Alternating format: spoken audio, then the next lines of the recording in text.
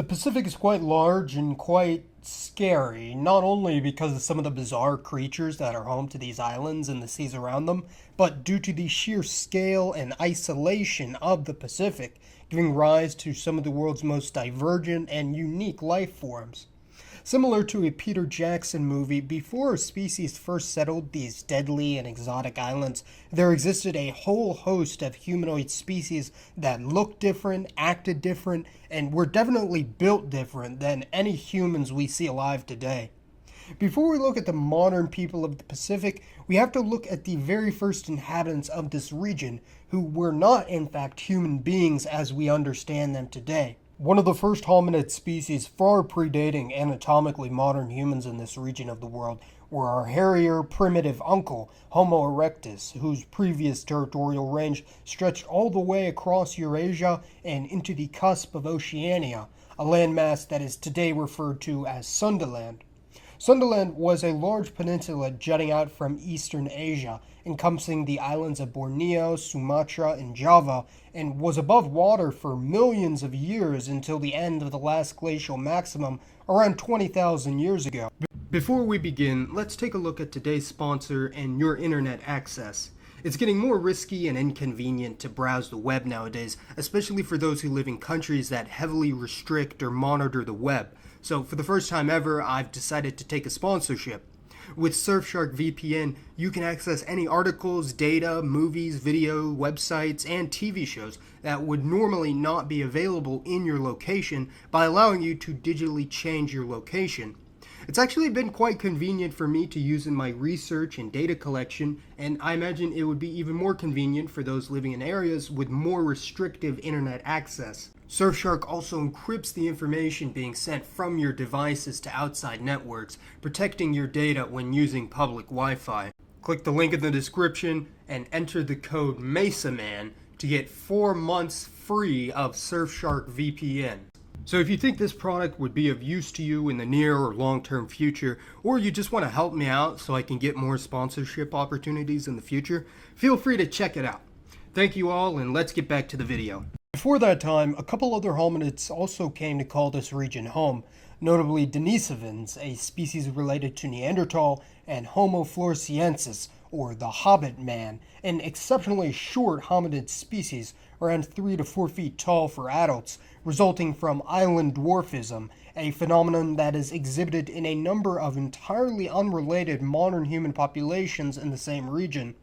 The exact date and timeline for the extinction of these species is highly debatable, although some anthropologists originally believed Homo floresiensis survived well after the arrival of the first Homo sapien migration into Oceania. More recent analysis shows that they may have gone extinct very quickly after our species stumbled upon them, and possibly even before that, as no evidence of interbreeding has ever surfaced in modern or prehistoric human populations in the region, and it's unclear if this was even possible due to the massive discrepancy for our most recent common ancestor around 2 million years ago, limiting genetic compatibility. Long story short, they went extinct and we didn't, and the region of Sundaland was continuously inhabited by humans for at least the past 40 to 50,000 years, making them the oldest known branch of surviving anatomically modern humans to have branched off from Africa, and hence one of the most genetically distinct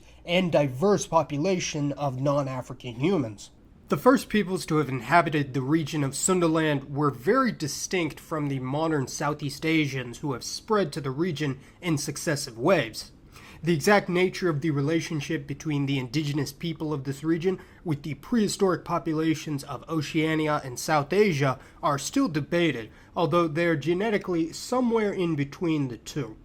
There isn't really a widely accepted modern term for the indigenous peoples here, as the Spaniards originally referred to them as negritos, meaning little black people, due to their diminutive stature. However, this is now considered pejorative and unacceptable by some. So for this video, I shall simply use the term Sundaic or Paleo-Sundaic to collectively refer to the indigenous peoples of the former region of Sundaland. Interestingly, most of these Proto-Sundaic populations, as well as Oceanian groups further east, exhibit one of the highest degrees of archaic hominid admixture out of any group of humans in the world, nearly all from the Denisovans, ranging from 5 to 7% of the genome in most Papuan, Australian Aboriginal, and Aita peoples. And despite being a minority of the overall gene pool, this Denisovan DNA has had profound impacts on their phenotypes.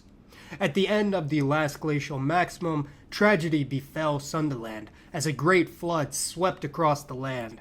Well, perhaps not a literal flood with the wall of water as is associated with supposed lost continents like Atlantis, but rather a gradual rising of sea levels due to the melting of polar glaciers that saw over half the land of Sunderland below water, creating the islands of maritime Southeast Asia. Successive waves of migration from other regions of Asia in the past tens of thousands of years have fundamentally altered the genetic composition of this root race of humanity, and few full-blooded individuals remain in modern Southeast Asia, with one exception. As waves of migrants from East Asia, starting with Austroasiatic and later Austronesian tribes, began to encroach further south into Southeast Asia in the past 5 to 10,000 years, these Sundaic peoples began to lose more and more territory, fleeing to the mountainous interiors of the Malay Peninsula and remote islands all across Southeast Asia. Their original languages became lost, and most of the so-called Negritos of Southeast Asia now speak either Austroasiatic or Austronesian languages, which have a large substratum from a previous long-lost family of languages indigenous to the region. The only group to have survived virtually untouched by these waves of migration were the Andamanese. The Andaman Islands are situated a few hundred miles off the coast of mainland Southeast Asia and were even separated from Sundaland during the last glacial period. Modern genetic testing has shown the Andamanese to have genetic links to both Oceanian and ancient South Eurasian populations, albeit interestingly without the same level of Denisovan admixture observed in neighboring populations, showing that the modern Andamanese were likely the first to split off from the ancient Southern Eurasian gene pool and are descended directly from the very first humans to settle on the islands 50,000 years ago. The origins of the fierce isolationism imposed by the native Andamanese against nearly all groups that attempted contact or settlement on their islands are today debated. Some suggest it may have been a cultural practice deeply ingrained into their society as a reaction to slave raids by Asians from the mainland. But whatever the reason, it has kept their culture and gene pool extremely isolated and, dare I say, pure from outside interference. As a result of thousands of years of expansion, conquest, and intermixing, the vast majority of Southeast Asians have varying degrees of this so-called Proto-Sundaic ancestry, which phenotypically distinguishes them from Northeast Asians, although of course this varies considerably by region, ethnic group, and individuals. Originating from Taiwan several thousand years ago, the Austronesians didn't just stop after settling nearly all of maritime Southeast Asia. They even spread as far as Madagascar off the coast of Africa,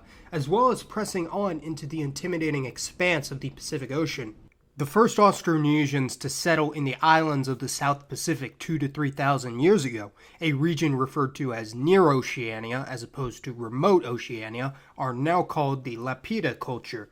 Modern genetic studies tend to agree with the direct dispersion hypothesis rather than a gradual migration, as DNA analysis has shown that the first members of the Lapita society in Vanuatu were almost completely unmixed with the neighboring Papuans, meaning they migrated directly from either Taiwan, Southeast Asia, or possibly through Micronesia to the north. Since then, their descendants have spread out to nearly every single island of Oceania, and these Austronesian migrations into the islands of the South Pacific gave rise to several modern groups, the Melanesians, Micronesians, and Polynesians, with a significant degree of overlap between them and outside groups in the current age. The term Melanesian, Australo-Melanesian, or Australoid is sometimes used to refer to the entire race of Oceanians, so lumping in Australian Aboriginals, Papuans, and Southeast Asian Negritos. However, in a more restricted definition, Melanesian is sometimes used for the Austronesian-speaking peoples of Melanesia, which includes the natives of New Caledonia, Vanuatu, most of the Solomon Islands, and parts of Papua New Guinea. These are distinct from indigenous Papuans since they usually have a higher degree of East Asian admixture from the Lapita civilization, normally through the maternal line, which is likely how they came to speak Austronesian languages in the first place, despite being genetically closer to Papuans than other Oceanians. Fiji is a unique case, being a fusion of both Melanesian and Polynesian cultures, and is difficult to classify since their language is closer to Polynesian than other Melanesian languages. Micronesians inhabit the Micronesian islands, stretching from Palau in the west, the Mariana Islands in the north, and Kiribati or Kiribati in the east, and these islands were settled in various waves, and because of this, some languages of Micronesia, such as Chamorro and Palauan, are more distantly related to other Micronesian languages, and some of these various islands have very heterogeneous cultural and genetic compositions. Outside of the traditional Micronesian realm today, there exist a handful of islands to the south that historically had Micronesian settlements, such as the western islands of Papua New Guinea or Mapia Atoll in Indonesia, while during the colonial period, due to overpopulation on the small islands and atolls of Micronesia, Micronesians were resettled by the British to various islands in Melanesia, such as Rabi Island in Fiji or Wagina Island in the Solomons, both of which have a Micronesian majority today. Additionally, British officials wished to resettle Micronesians from the overcrowded Gilbert Islands to the Phoenix and Line Islands to the east, which had been uninhabited for centuries due to their isolation and other unfavorable geographic features. And although the Phoenix Island settlements largely failed, Christmas Island, or Christmas in the Line Islands, was a success and is now home to nearly 10% of Kiribati's population. There were also attempts to settle Hawaiians on the Line Islands by the U.S. government, however, these unanimously failed due to the outbreak of World War II. What's truly interesting is that the indigenous name used by Polynesians to refer to Polynesia is Polynesia in Hawaiian or Polynesia in Tahitian, and yet these names predate the word Polynesia, whose etymology is derived from Greek and wasn't coined until the 18th century by French explorer Charles de Brosse. Aptly named due to the fact that it has the most dispersed and numerous territories in Oceania, stretching from Hawaii in the north, Easter Island or Rapa Nui in the east, and New Zealand in the south, a region referred to as the Polynesian Triangle. Polynesians have the greatest degree of Eastern Eurasian admixture in Oceania, despite being the most geographically removed from any part of Asia, and hence many have pointed out that it is illogical to group them together with other Oceanians who are far more genetically distinct. Oceanian admixture among Polynesians generally ranges from 20 to 40%, and there is a clear sex-biased genetic ratio when looking at their maternal DNA, which is mostly Asian, and their paternal DNA, which is mostly Papuan, showing that the Polynesians arose mainly from miscegenation between native Papuan men and Austronesian women. Although it is still unclear whether this was through peaceful intermixing or violent conquest, this can partially be explained by the fact that most native Papuans are rather patriarchal and male-dominated, while many Austronesian groups are more matriarchal in their familial and societal structure by comparison, and hence modern Pacific Islanders have a combination of both of these cultures. There are numerous islands that are ethnically and culturally tied to Polynesia outside the traditional Polynesian Triangle as well, scattered throughout nearly every country of Melanesia and parts of Micronesia. These are known as Polynesian outliers.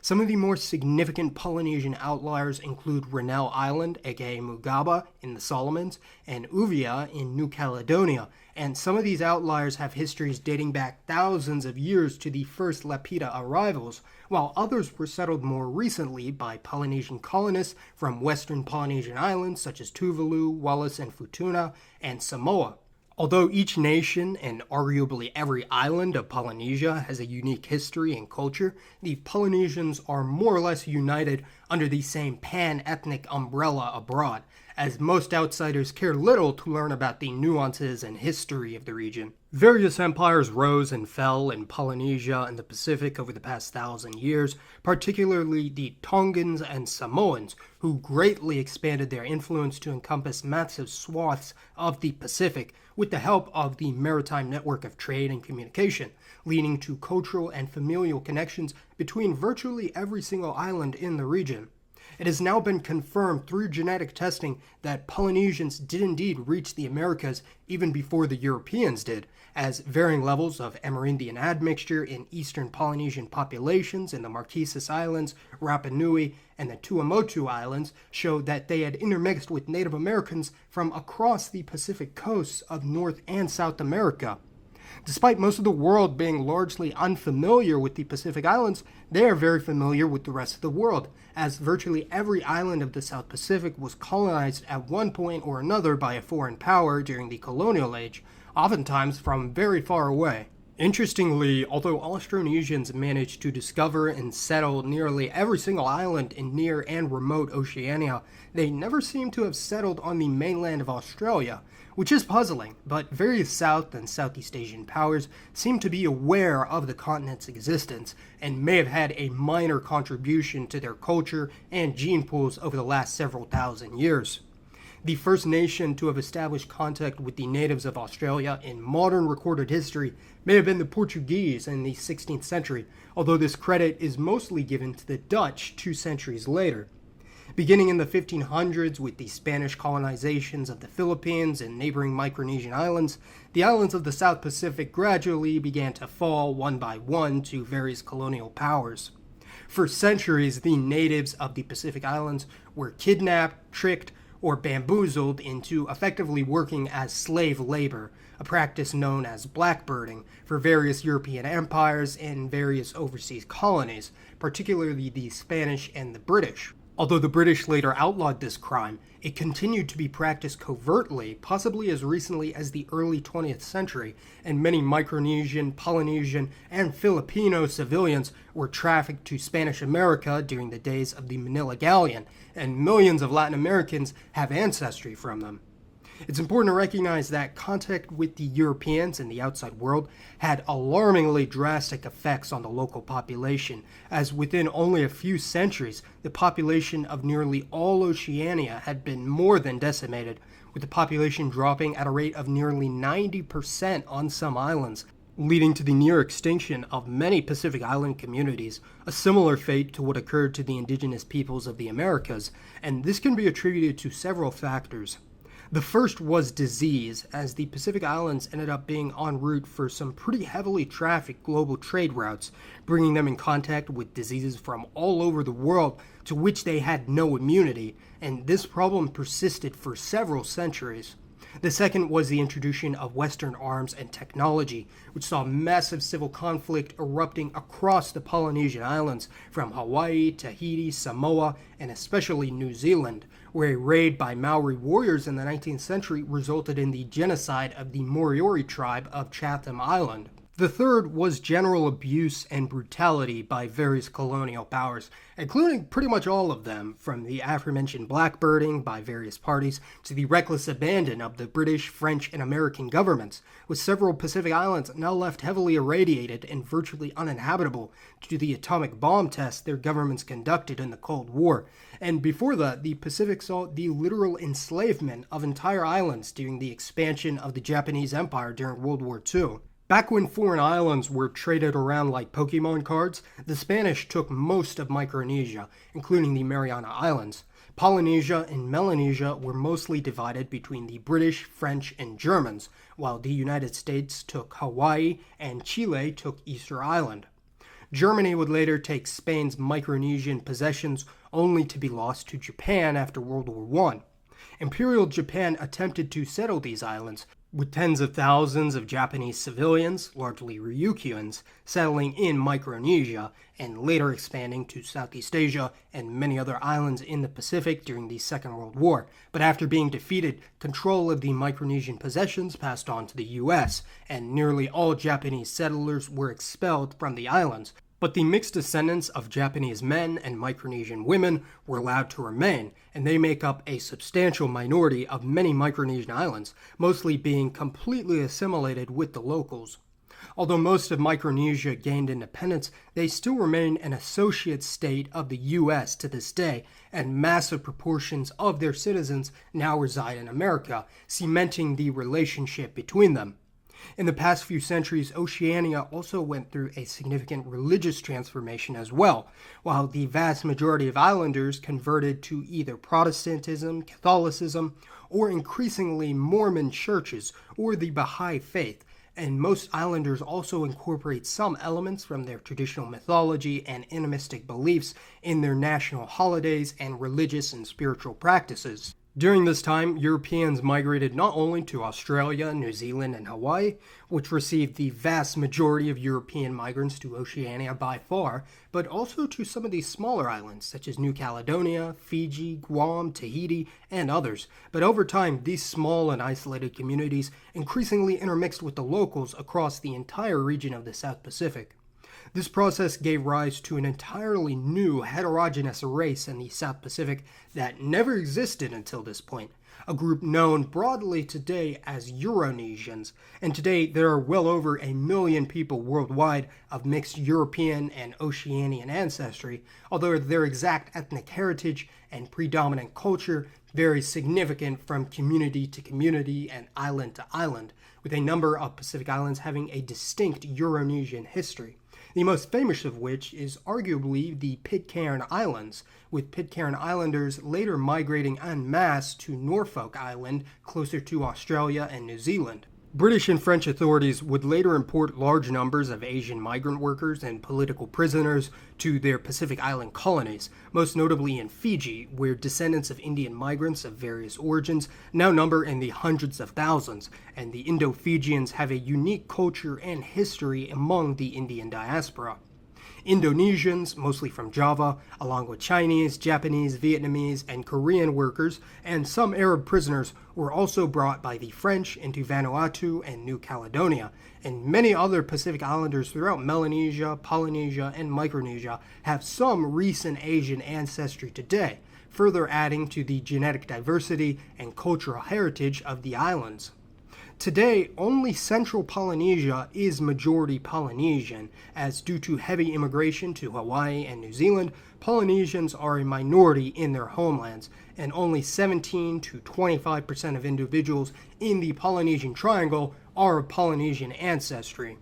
Another factor leading to Polynesian depopulation was emigration, both forced and voluntary, as today over half of the native Hawaiian population lives in the mainland United States, and around a third of the entire population of the Polynesian Triangle now lives outside of the region, and nearly half of the population of Micronesia has also emigrated. The Pacific Islands currently have one of the highest emigration rates of any region in the world, with Hawaiians, Samoans, Tahitians, Tongans, Maori, Chamorro, Marshallese, and other Polynesians and Micronesians spreading out mainly to English-speaking countries around the Pacific, the mainland US, Australia, New Zealand, and Canada.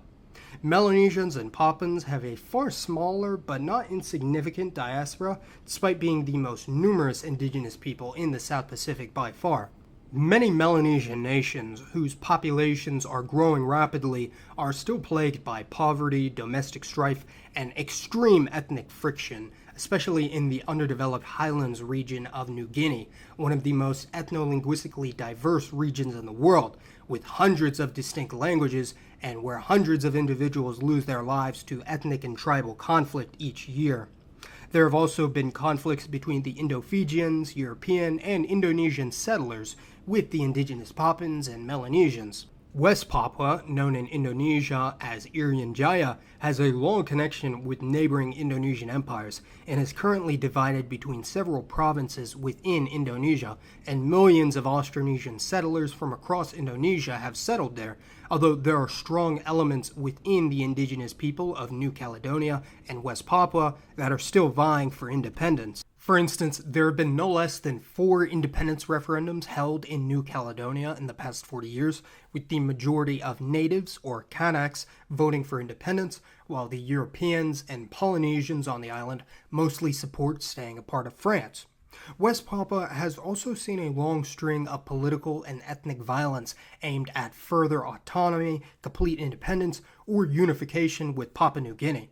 The island of Bougainville is technically still a part of Papua New Guinea, despite being closer to the Solomon Islands, and has long vied for independence themselves, viewing the Papuan officials as exploiting the land and people of their island, and is set to gain independence sometime within the next several years, which will make it the world's newest country.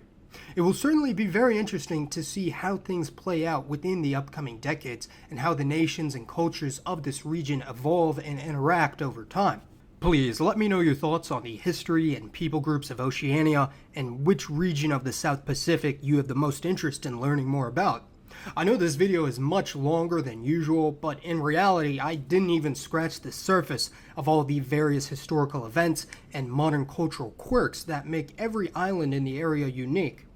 Thank you all so much for watching. This has been Mason. I'll see you next time.